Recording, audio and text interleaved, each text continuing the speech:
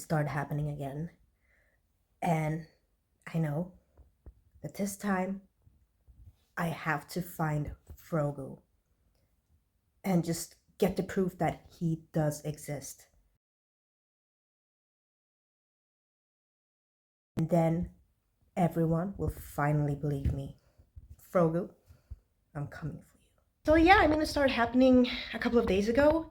I would just randomly find frogs or like signs of frogs everywhere.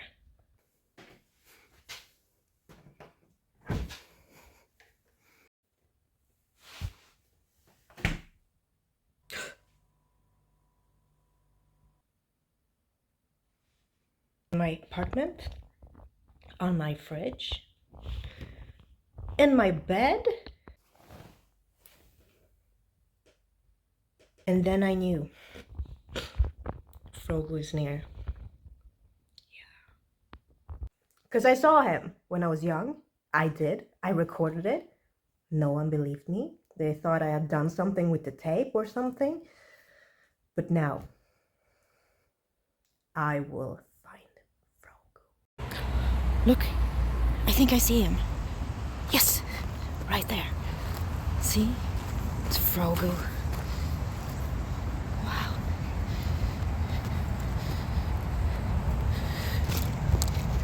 Can't get too close.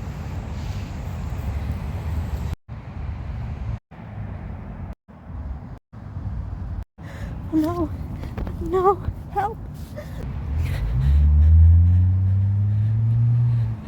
Hi everyone, and welcome back to another episode where I will be reviewing 3 movies. And I am Sarah of Horror. I review movies here on my channel, and I do film commentary. And sometimes I do the occasional fun little intro video.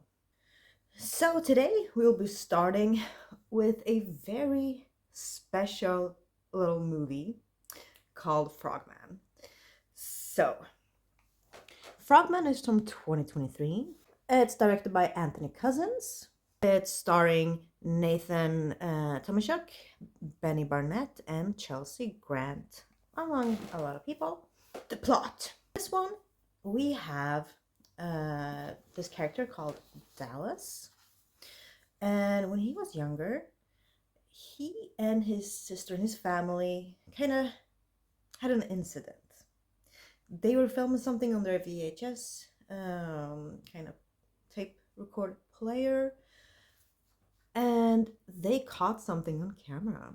Yes. And the world just didn't want to believe that it's real, especially like one YouTuber or podcaster or whatever. He's like calling Dallas out, and he's like, yeah, that was probably fake, blah blah blah. And now, a lot of years later, Dallas is determined to prove that Frogman exists, that it's just not a legend. So he and 2 friends, they go back to where Frogman lives, his hometown, and they embark on a journey to try and prove his existence. So, just hearing about the plot really made me want to watch this movie. I kind of knew that it would be kind of special, a little bit crazy, but also unique. And I have to start with saying I really liked how they started this film, like the intro scene with the recording as if, there was a VHS tape. And, I really like that. Huge fan of that type of movie style. My upcoming film, Bunny Manslaughter, is film that I shot on video style, like VHS style. So, big fan of that. So, I was already very positively surprised. And we get to this little meeting they have with the Frogman in the video. And I really like that. I like the look of the Frogman thing. Really like that. And I got a really good feeling about this film. I really wanted to keep watching. This movie had really caught my interest. I was like, I'm down. I want to see where this is going. And then it kind of is your kind of typical, found footage film. So if you're not a fan of found footage, I wouldn't say that this might not be for you, because I would say this is a special found footage film, but then you would have to bear with the film until you saw, what a special things are happening. But I mean, found footage, the subgenre is a very specific and unique subgenre because there are a lot of hit and misses, and a lot of times there are kind of more misses than hits. But I have found a few that are really amazing. Honest, I'm glad that this was filmed as a found footage film, and I do think that the strongest part about this film is definitely the script, because it just went in a completely different place than I imagined. Because in my head I was just thinking, okay, this will happen, and then this will happen, and then probably this, and it'd be cool if we get to see Frogman again. But it just went in a completely different direction, and I was very pleasantly surprised. I was like, yes, this is how you do a found footage film. And yeah, I was like, hell yeah. So I have to say that the SFX and just the look of Frogman, some of the gore, it was really well made. It was really, really cool. And it really fitted with the found footage, the kind of VHS overlay.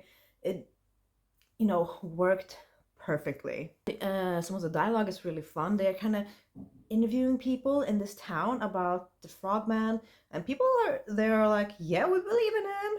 Hell yeah, it's Frogman. And they do have some fun kind of interactions. And I do also like that we get to know things about the relationships between the characters, and it just gives it more like depth, and it makes us care about the characters more.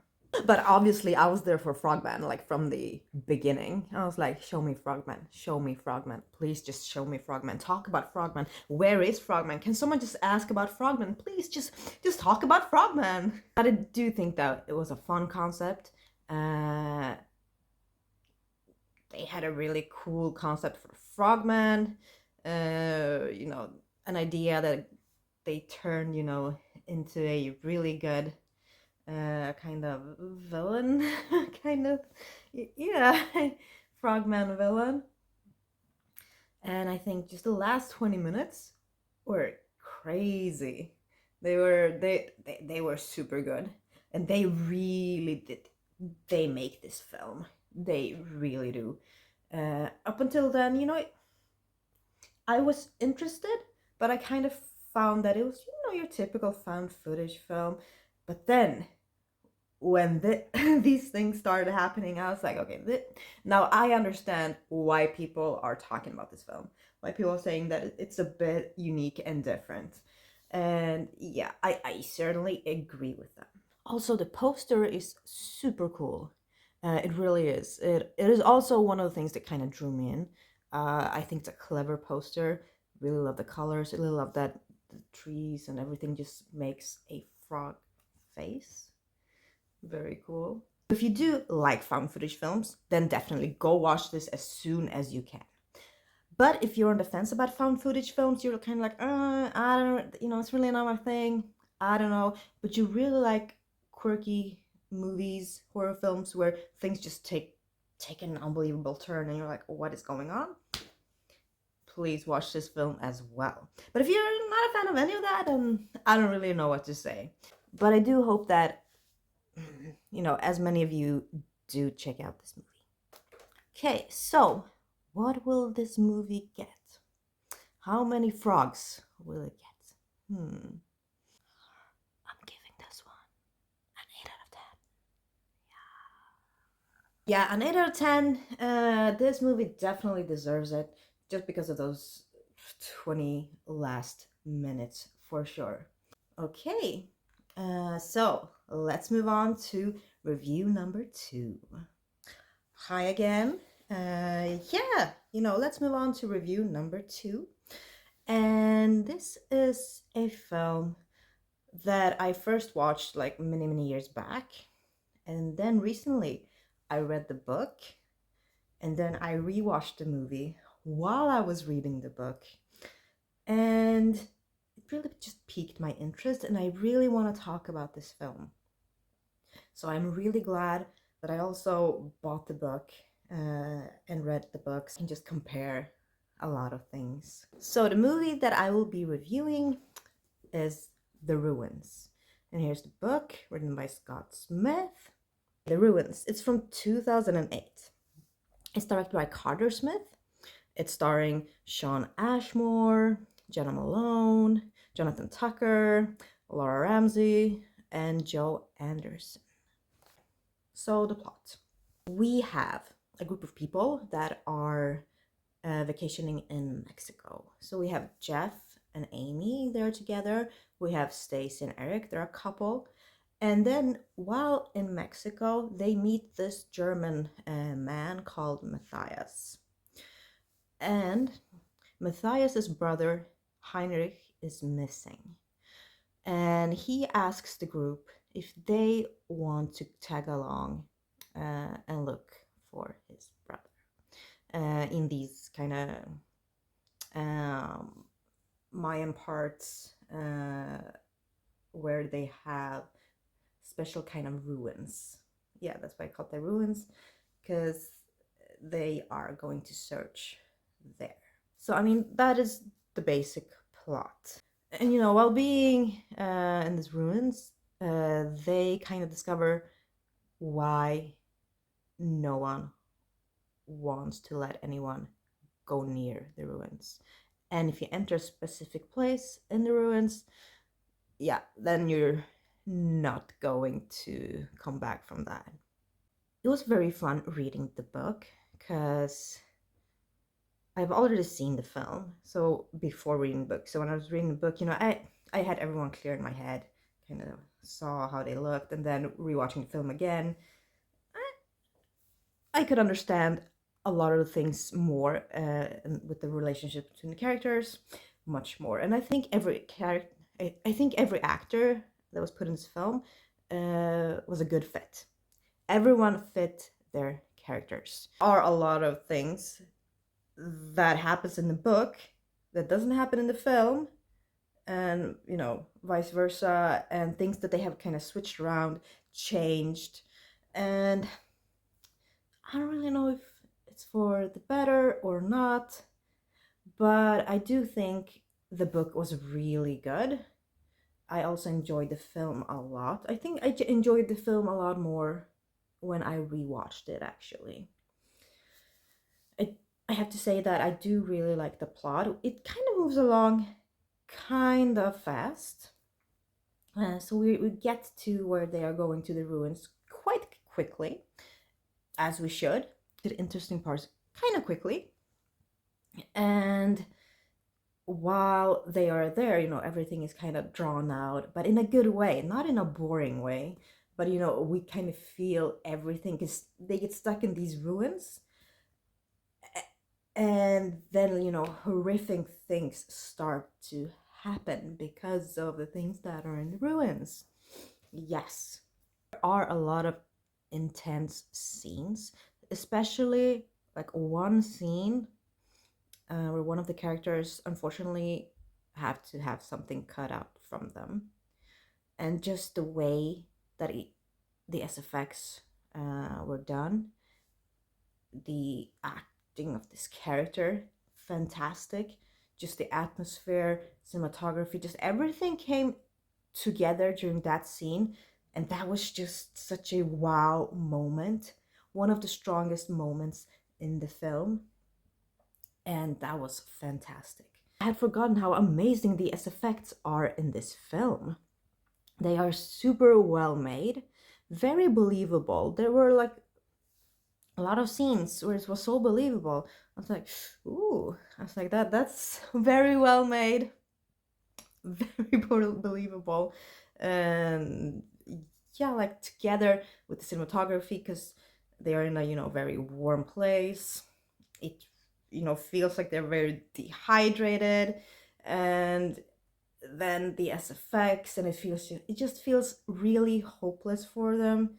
It feels just that is probably the feeling that this book and the film want to convey, just the hopelessness of being stuck in that kind of situation. Like, what do you do? Everything just feels hopeless. And I do think that they made a really good job with portraying that, both the characters and cinematography and the script and just everything, both in the book and the film, even though they kind of differ a bit. But yeah, this is definitely a film that kind of fights against the clock because they are stuck there without any proper, they know that if nothing happens, if they don't get rescued, they are going to die at some point. So this really becomes, survival. But it's not that easy. And if you've watched the film, you know exactly why, what I'm talking about. But yeah, as I said, the acting I think was really good, very believable. I think everyone, fitted the character so well, and I'm happy to see Jonathan Tucker back. He was in the Texas Chainsaw Massacre remake and a lot of other films. From reading the book, I think everyone portrayed their characters really well. It kind of, their characters' personalities really came through. And I was like, yeah, that is so Stacy, that is so Amy, so Eric, so Jeff, and also Matthias. But I was very surprised that they really switched up some things. It's like, huh? Or of course, some things that I read in the book that wasn't featured in the film. Because if they would have featured all of these things, I mean, that movie would be so long. But some of the things they kind of took away, which is a bit of a shame. Because there were a lot of things that I think would have benefited the film even more, especially surrounding the things that were going on in the ruins. I thought if you read the book, there is so much more to the development of these kind of life forms, so to speak. I know I'm sounding very vague now if you haven't seen the film, but I don't want to really spoil it. But yeah, there are definitely some things that they could have just added some details that have made everything just much more kind of horrific and creepy. So I just felt that that part was just could have been, like gone into even more, because there were really kind of just hilarious and just very weird situations in the book that I was like, oh, I really wish that they had put this in the film as well. But I mean, I was never bored, and I was just, just with them there. I went through these, this agony with them, and yeah, I just think that this is a really good film, and I think it deserves to be talked about much more. That is why I wanted to really talk about this movie, of course. But I do like the ending. It kind of differs from the book. It really does. But I do both like the ending for the film and for the book as well. I think in the book it's a bit more horrific. Yeah, I think it is. But I also do like the way that they ended it in the film as well. That was kind of fun and creative to see. So, what will this movie get from me? Hmm. I'm giving it an 8 out of 10. Yeah. So we have another 8 out of 10. Yeah, so super happy that I got to talk about the ruins. And if you haven't seen this film, it's on Netflix, and you should definitely go watch it. You should definitely go and read the book as well. Here it is. But I think we should move on to review number 3. Okay, so we have the last review in this episode. And it's a film that is currently on Netflix, and it is called Mea Culpa. It's from 2024. It's directed by Tyler Perry. So it's starring Kelly Rowland, Trevante Rhodes, and Nick Sagar. So we have Kelly Rowland. She's playing this very ambitious criminal defense lawyer, and she's thinking about defending this very well-known artist who is accused of murdering his girlfriend. But you know, not everything is what it seems to be. There was like one day I had nothing that I really wanted to watch. I just needed to do something, and I was like, this will probably do. So I put on Mea Culpa on Netflix, started watching, and you know, I was happy to see Kelly Rowland again. I do like I do like Kelly Rowland. I remember when she was in Freddy vs. Jason. I thought that that was a fun part for her. So I was happy to see that she's acting in this film.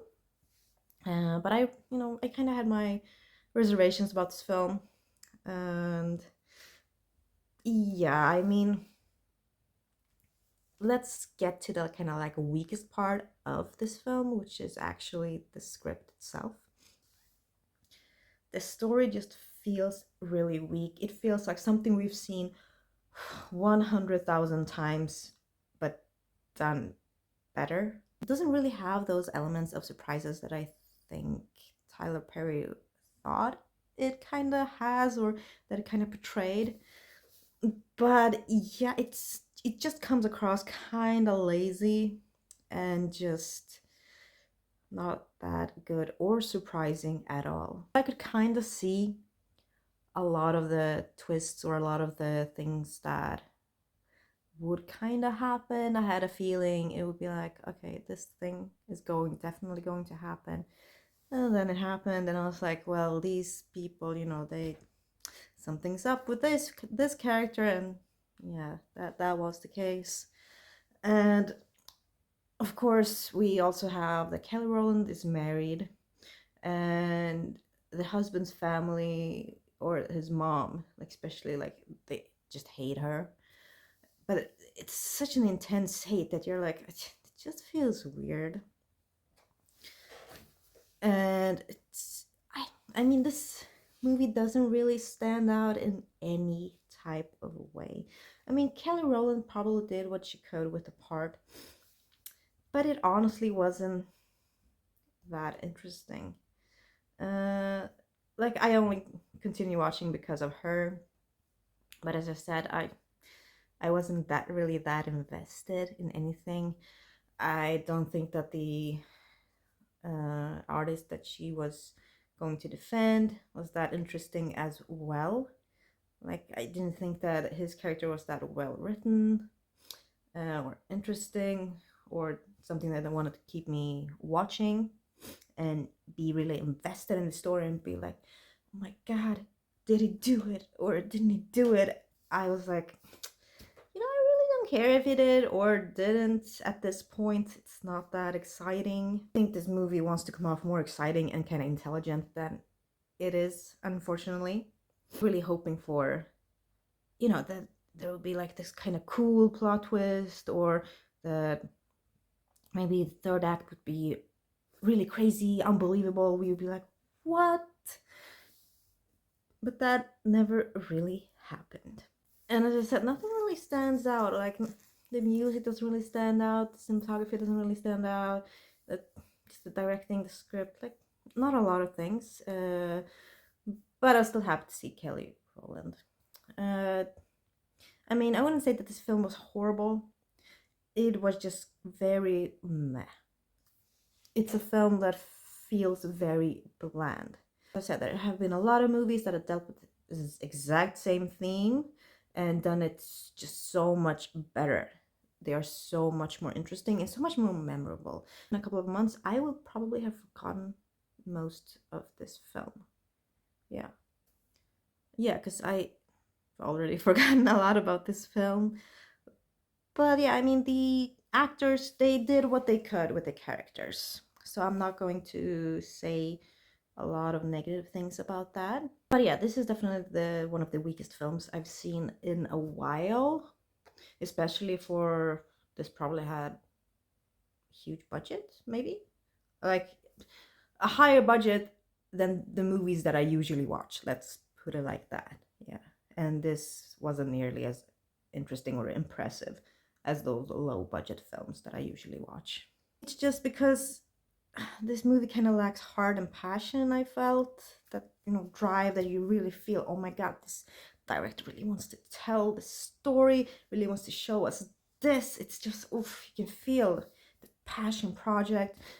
This really didn't feel like that at all to me. I'm really sorry to say that.